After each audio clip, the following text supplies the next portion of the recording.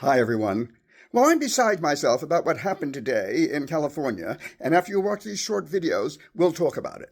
Give you a few comments, but I know the senator, we had a great conversation, sat down, talked for 10, 15 minutes about operations in LA, some activities of the Department of Homeland Security, and so I thought it was very productive, and I wish that he would have reached out and identified himself and let us know who he was.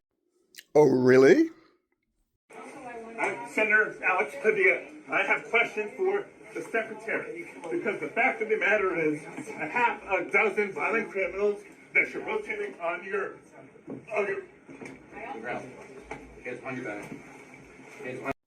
Senator Padilla did, in fact, identify himself quite clearly, and the thugs that Trump sent in, yes, they are thugs. I don't care if they're ICE agents or National Guard, they are thugs. To just disregard hearing that they're tackling and putting to the ground and handcuffing a United States senator who did nothing more but cry out during a press conference where Secretary Noem lied repeatedly, just as she lied earlier in the video that I showed you, where she said, well, only identified himself. The woman is unqualified.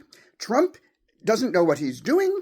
I mean, Governor Newsom, who he calls incompetent, said, we don't want the National Guard here. The mayor of LA said we don't want them. The chief of police, who should know better whether they could handle what's going on. Of course, the looters and other people that are doing damage should be in prison, just like the January 6th people were imprisoned, except that Trump says that those people, the January 6th people, are heroes, and he pardoned them, got them out of jail.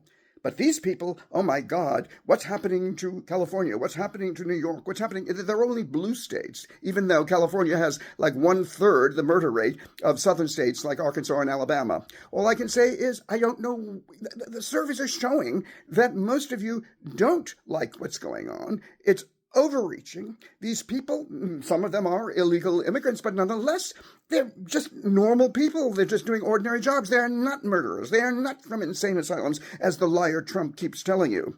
So what can we do?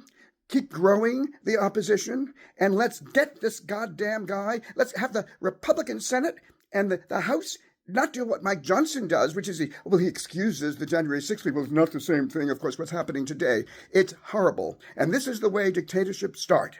And are your grocery prices any lower? I don't think so.